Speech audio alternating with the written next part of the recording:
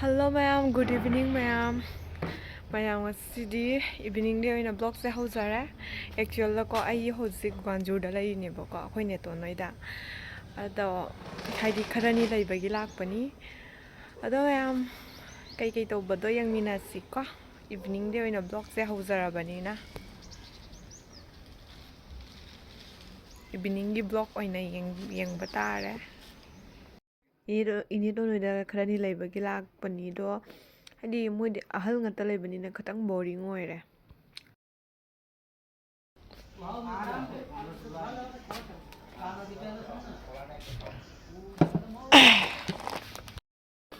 Kim tong nga lai ta.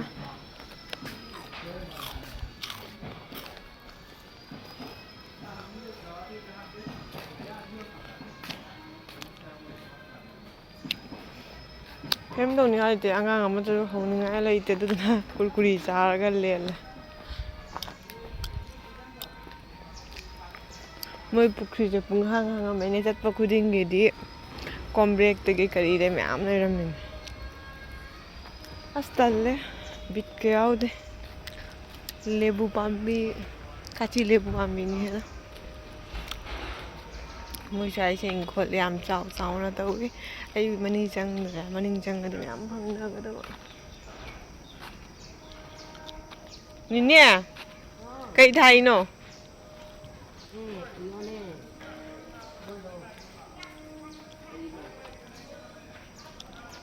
Hangam ne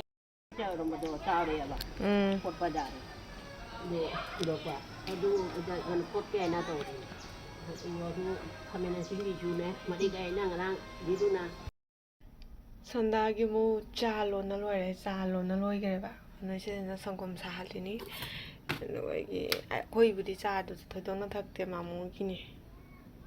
ne sangkom sa la ga loi kem dong ni ngai lai te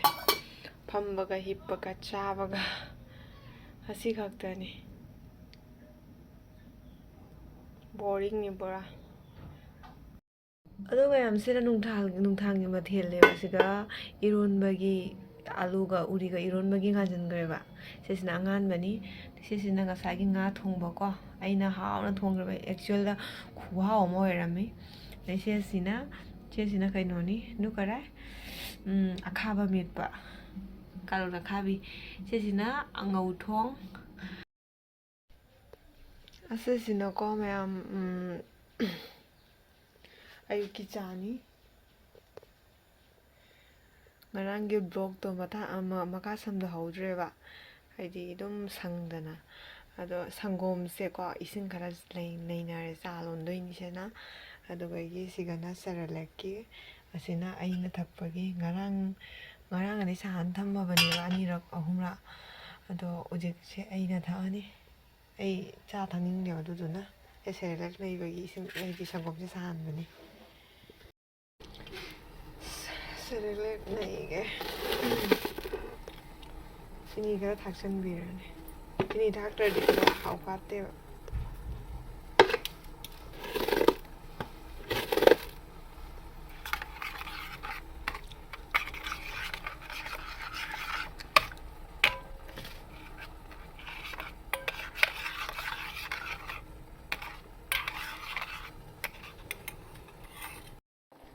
sini chagi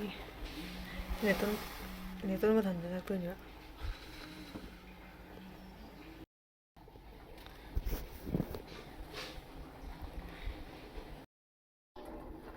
color se fasa bro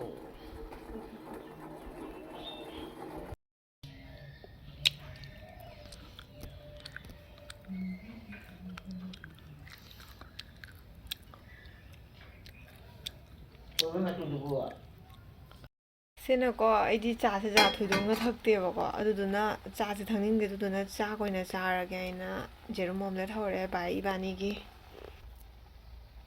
sigana ngarangi ngauthong asidana kaino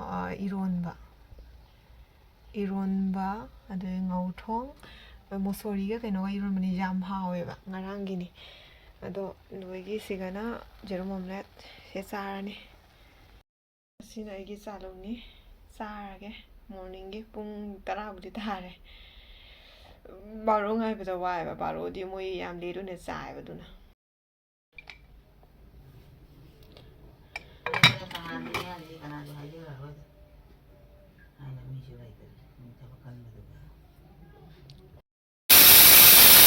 ꯕꯥꯔꯣꯒꯤ ꯆꯥꯛ ꯂꯣꯏꯔꯦ ꯁꯤꯁꯤꯅ ꯉꯥ ꯊꯣꯡꯗꯣꯏꯅꯤ ꯑꯁꯤ ꯉꯥꯁꯦ ꯉꯔꯥꯡ ꯍꯥꯏꯗꯤꯀꯣ ꯆꯥꯕꯒꯤꯅꯦꯕꯀꯣ ꯑꯗꯨꯗꯨꯅ ꯍꯥꯏꯗꯤ ꯈꯔ ꯀꯩꯅꯣ ꯍꯥꯏꯗꯤ ꯉꯧꯔ ꯊꯝꯃꯝꯕ ꯅꯣꯡꯉꯥꯜꯂꯒ ꯆꯥꯅꯕꯒꯤ ꯍꯥꯏꯅ ꯑꯗꯨꯗꯨꯅ ꯁꯦ ꯉꯥꯁꯦ ꯑꯣꯏꯅ ꯊꯣꯡꯗ꯭ꯔꯕꯅꯤ ꯑꯩꯈꯣꯏ ꯃꯤ ꯑꯍꯨꯝꯇꯅꯦꯕ ꯅꯨꯡꯗꯥꯡꯒꯤꯕꯨ ꯌꯥꯎ ꯊꯝꯖꯤꯜꯂꯅꯤ ꯑꯗꯨꯒ ꯑꯩꯒꯤꯁꯤꯒꯅ ꯉꯥ ꯊꯣꯡꯕꯒꯤ ꯊꯣꯡ ꯊꯥꯛꯀꯗꯕꯒꯤ ꯊꯝꯃꯦ ꯈꯥꯡ ꯁꯥꯗ꯭ꯔꯤ ꯊꯣꯡꯊꯔꯒꯦ ꯐꯖꯅ ꯑꯗꯩ ꯆꯥꯊꯔꯒꯦ ꯉꯥ ꯊꯣꯡꯕꯁꯨ ꯂꯣꯏꯁꯤꯜꯂꯛꯑꯦ ꯍꯥꯎꯒꯗꯕ ꯃꯥꯟꯕ꯭ꯔꯣ ꯃꯌꯥꯝ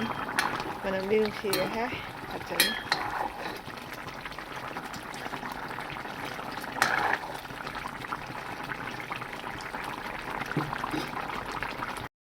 ꯐꯗꯤꯒꯣꯝ ꯊꯥꯛ ꯂꯣꯏꯔꯦ ꯄꯤꯁꯜꯂꯒꯦ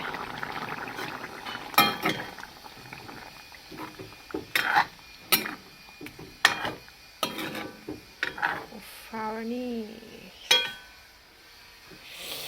ꯍꯦꯟꯖꯥꯡ ꯂꯣꯏꯔꯦ ꯍꯧꯖꯤꯛ ꯆꯥꯛ ꯈꯥꯏꯗꯣꯛꯑꯒ ꯆꯥꯔꯅꯤ ꯄꯨꯡ ꯕꯥꯔꯣꯁꯨ ꯍꯦꯜꯂꯦꯕ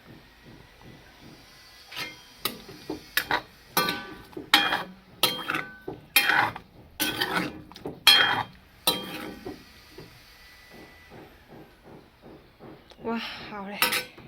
ꯁꯣꯔꯤ ꯃꯅꯝ ꯅꯨꯡꯁꯤꯔꯦ ꯁꯪꯒꯣꯝ ꯂꯣꯜꯂꯦ ꯁꯪꯒꯣꯝꯁꯦ ꯑꯗꯒꯤ ꯁꯤꯗ ꯏꯁꯤꯡ ꯁꯥꯍꯜꯂꯦ ꯁꯪꯒꯣꯝ ꯂꯣꯜꯂꯦ ꯆꯥꯛ ꯈꯥꯏꯗꯣꯛꯑꯅꯤ ꯍꯦꯟꯖꯥꯡ ꯈꯥꯏꯗꯣꯛ ꯂꯣꯏꯔꯦ ꯁꯤꯅ ꯑꯩꯒꯤ ꯆꯥꯛꯂꯨꯛ ꯁꯤꯅ ꯃꯥꯃꯣꯒꯤ ꯁꯤꯅ ꯑꯩꯈꯣꯏ ꯅꯦꯇꯣꯟꯒꯤ ꯆꯥꯔꯅꯤ ꯆꯥꯖꯔꯒꯦ ꯃꯌꯥꯝ ꯕꯥꯔꯣꯒꯤ ꯆꯥ ꯂꯣꯏꯔ ꯉꯥꯏꯍꯥꯛ ꯄꯣꯊꯥꯔꯅꯤ